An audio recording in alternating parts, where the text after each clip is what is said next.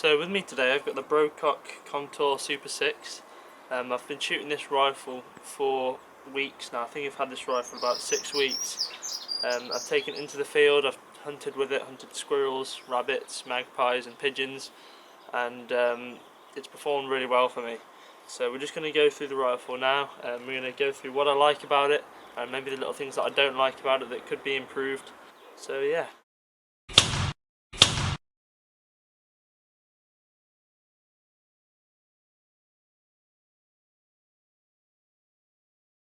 Starting from the butt as usual, we've got a really nice rubber adjustable butt pad here. It's adjusted using a screw that slides up and down, and that allows perfect alignment with the scope. With all my other guns I've had to fit a Bisley adjustable butt plate myself, but with this one it came with it, so no need to be bothering around with that if you bought one of these for yourself. As you can see, it's a bit of a different stock, this one. This is a skeleton stock, so it cuts a lot of weight down. So taking this chunk of wood at the back and also this thumb hole and just making the whole stock just a sleek design helps bring the weight right down. This now is a really light hunting gun. As you can see, it's a beautiful walnut stock. This one was actually an ex-demo, so as you know, companies always pick the nicest rifles to put on demo, and this is no different. The lines on this stock on the walnut are beautiful. So if you were to buy one of these, it necessarily may not look this good, but you might get lucky and get one as pretty as this. Moving a bit further forward, we've got the thumb hole. The thumb sits perfectly in there, perfectly balances the rifle. For me, it's exactly the right distance from the trigger. I've got a really comfortable hold on the trigger there. I'm not straining any muscles in my fingers, and it just feels like it fits well. There is also a ledge there if you want to shoot thumbs up. Moving forward again, we've got the trigger. This is an adjustable trigger, but I had no need to play with it. It's absolutely crisp, and as you can see,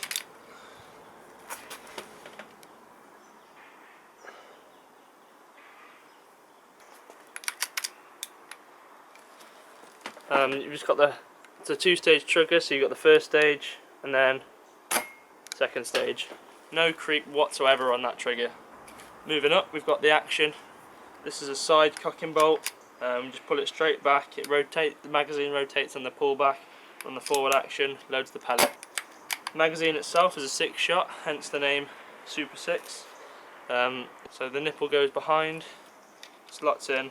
As long as you line that up with the groove in the rifle, you have no problems. The cocking bolt goes up and loads the rifle. I'll take it upstairs in a minute and just show you how to load the magazine. Scope rail's nice and long. You can pretty much mount the scope as low as you want because there's no magazine to get in the way of the scope. You wouldn't be able to fit a long one-piece mount, however, because the rail does break in the middle. So if you look at a rifle such as the Rotex, you can fit whatever mount you like on because the rail's just one solid line. Going forward to the cylinder, you get 18 shots out of the cylinder, which isn't very much, but in the field you rarely need more than that. It's a bit of a pain if you would like to do HFT with it because it means you've got to take a pump around with you, which obviously is not what you want. But predominantly this is a hunting rifle, it is a magazine, so not ideal for target shooting, but deadly accurate nonetheless. It's threaded for a silencer that can screw on and off there. This is the Virak silencer and it quiets it down a lot. Before I had this I did use it without the silencer and it barks really loud. So if you're shooting around neighbours, let's say you're in a garden environment, then you're going to want to fit a silencer. Also in the field, I've had numerous shots at pigeons with this. I've got the wind a bit wrong, pellet's gone left, the pigeon's been none the wiser. I've cocked the rifle again and taken a clean shot. The silencer really hushes it down a lot. At the front we've got a sling stud. I don't think they come fitted with a sling stud, so you'd have to drill it in yourself, but I fitted a bipod to this and that really helped with the weight distribution because I found with standing shots especially, it's that light, I find I was wobbling around quite a lot, but having the weight of a bipod on the front steadied me up. And also for the prone shots as well, when I was under a hedge stalking rabbits, it really helped keep the rifle solid. So overall, my thoughts on this rifle, is I would give it an 8 out of 10. The only thing that would be letting it down would be the low shot count. I have been in the field before. I had my best day on the pigeons a couple of weeks ago. I had 10 pigeons. I'll drop a picture in now. Wasn't on film unfortunately, but a lot of those pigeons I had to take a couple of shots on just to be sure they were dead, and I did run out of air, so I had to troop up to the car, get the pump, put some more air in it. The reason I keep saying pump is because using a dive bottle, the actual length of the whip would waste probably just as much air as you were putting in. So if you're paying for your air, let's say it's £5 to top up your bottle, you probably don't want to be wasting it and not getting all that much out of it. So a pump, a cylinder this size, it doesn't take much. Just pump it up a few times and you're ready to go. Other than that, accuracy's lights out. I may take it down to the field and do a little accuracy segment, but as you'll see in future hunting videos to come, it's got no issues. I've taken pigeons at 60 plus yards with this, with the MTC Mamba Light, and it's just been phenomenal. As you can see, I've done a calibration chart, so I know exactly where I'm aiming. So let's get to loading this magazine. Okay, so loading the magazine is dead simple. Cocking bolts here, just pull back and drop that down. That releases the magazine. Then get your pellets. These are Air Arms Diablo Fields, that's what I've been using in this rifle. Make sure this sort of bobbly nipple type thing is facing you. Pellets are away from you. And just drop them in.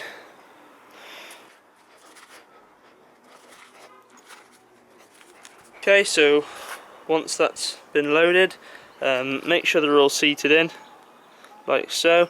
Only reason I say make sure they're seated in is because I have been walking around the fields before and I've just noticed my pellets have been slowly disappearing.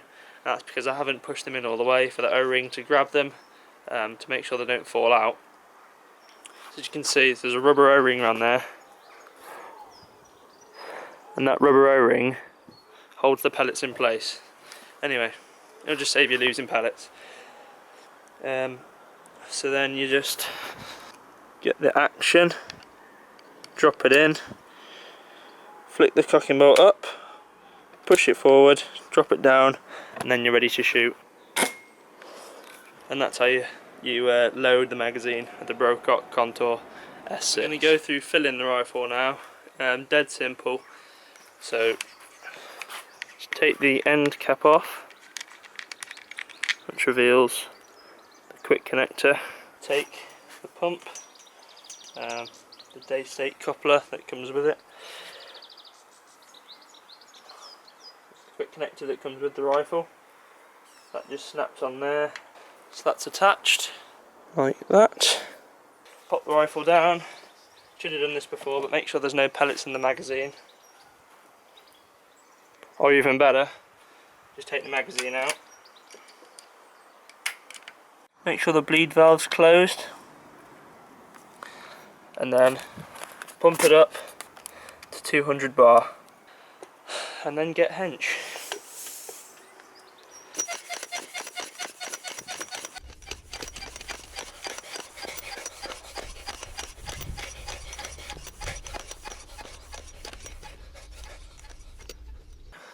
And it's really as simple as that.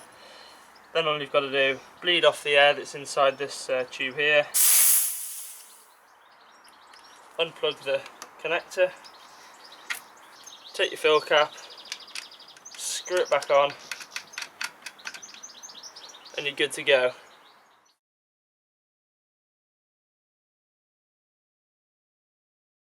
Okay, so we're here with the Brocock now. We're just going to do one sort of medium range group, one 40-yard group, one 55-yard group, just to see how this rifle performs at all ranges. I'm only going to do this really quick because the weather's closing in, we're getting some black clouds. Yeah, so I'll set this target up down range, so we'll be shooting down the lines here. So the target's down there now. I would show you on the laser, but this new one won't let me because it's got a different eyepiece. My old one broke, so unfortunately I had to get a new one. This is the Pro LRF 400 by Hawk. It's working really well. But yeah, so you just have to take my word that that is 30 yards. Let's get on him. So I would have two angles usually using the GoPro as well, but that's out of battery, so we'll just have to have this one on the target. Just having a 3-shot group. I haven't zeroed it or anything. Just looking at group size, and it is windy as well.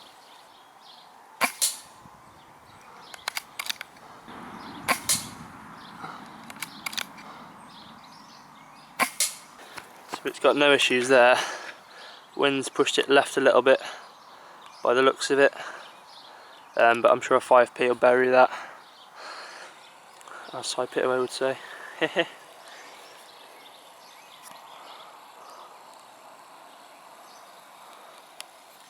Okay, so here's the 30-yard target. 2 shots in there, one slightly low. There's the 5p. Absolute no problem whatsoever. That was rushed as well, and I don't know if you can hear in the mic, but you'll see the trees moving. There's a fair bit of wind, as always. So now we'll take him out to 40 yards, 10 yards further than we are now, and see how it does there.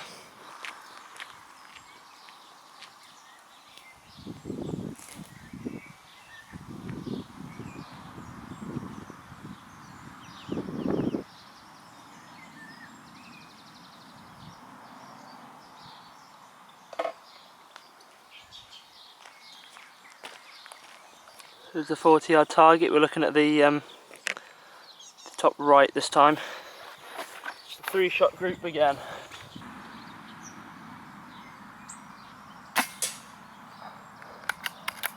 See the wind really starting to push him there.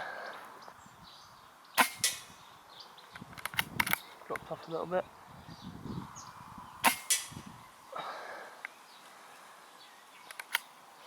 Felt myself pull that one.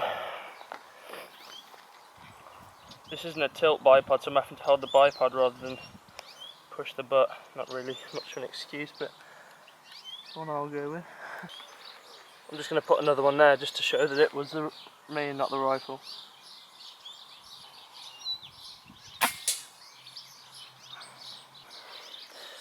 So yeah, there we go. There's the 40-yard target with the one I moved. But unfortunate that, but there we go. So there we have it. That one was me pulling it. There's 2 shots in there and one where the wind dropped, but you can see that's pretty much dead level. So that'd be about 1/4 of a mil holdover on 10 mag, and the 5p. Yeah, just a real shame about that one. Sorry guys, but we all make mistakes. Anyway, let's move them out to 55, see how we do there. This will be the long range test. Another thing to watch out for, all these little blades of grass sticking out. If a pellet clips one of these, it'll really ruin the group. So I'll try and clear as many back as I can, but hopefully if I clip one I'll be able to see it and call it. Here's the 55-yard target. I've put the dot right in the middle so it's the easiest one to see.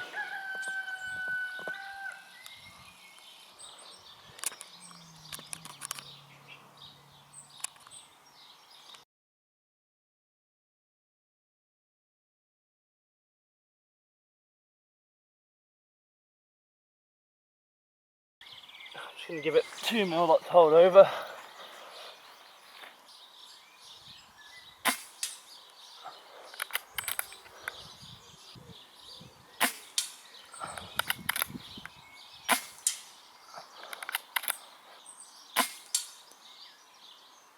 Hit a piece of grass then.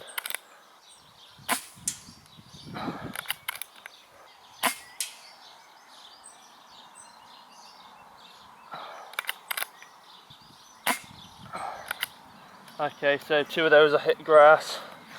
This is my 4th mag now. I'm just going to demonstrate what happens when you get past 18 shots. If I'm right, and the chronograph is right, it should start to drop a little bit now. But I think that was 4 shots in the same hole with a left to right wind.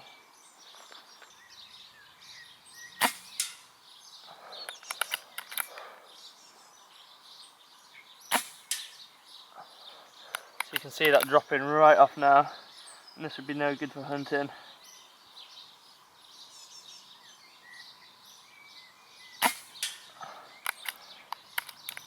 Very inconsistent.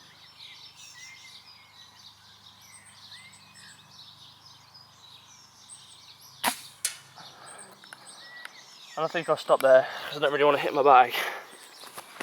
Let's go and have a look and I'll see how we did. Okay, here we are then. So these four are what happened when I changed the parallax and I was on the 4th mag, so we get 18 shots. These would have been shots 19, 20, 21, 22, and by then you might as well just give up because it's pointless even trying. So I had 1, 2, 3, 4, I think. So these are what we're looking at here. These were the first shots out of the magazine. I think there's 4 in there, 1 and 2. That one I absolutely know 100% I clipped a piece of grass. I saw it fly everywhere. That one I think I might have done, but couldn't be 100%. Another way you can see that I clipped the grass is the pellet actually went in sideways. So I hit the grass, started tumbling, and it's actually made a bigger hole. Just out of interest. So yeah, 4 shots in there, no problem. The left to right wind, I was giving a bit too much hold over. So that's it for today. I'm just going to show you what the weather's doing, which is why I've been rushing it. All those black clouds. So I hope you can see that the Brocock is mega accurate. I wish I could have done it a bit more justice like I have been doing, but well, it's windy and the grass has overgrown a lot since I shot this place last.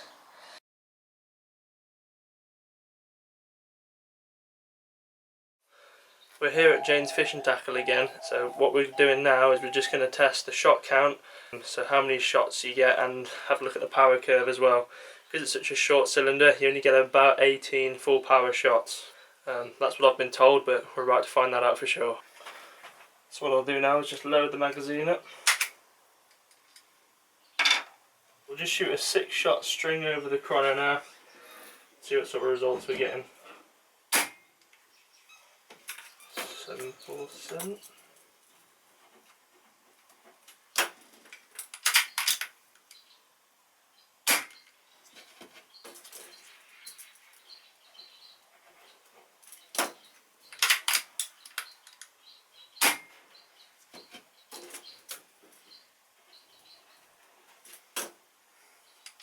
So it's climbing now, which is understandable because it's not rigged.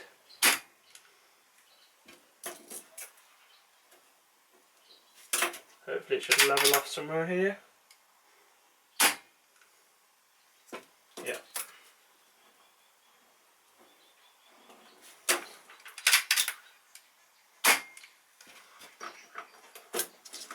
Bit of a high one there.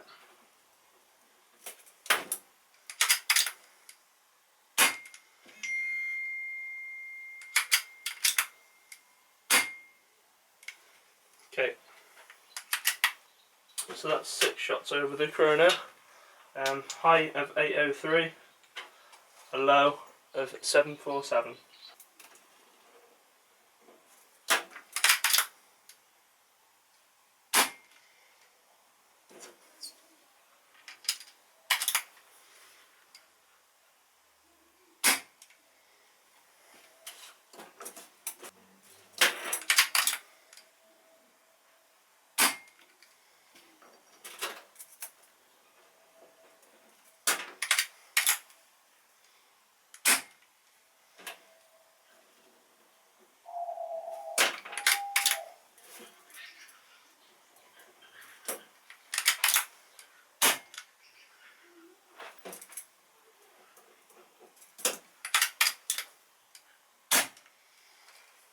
So from a really small air cylinder, I think that little Brocock did really well there.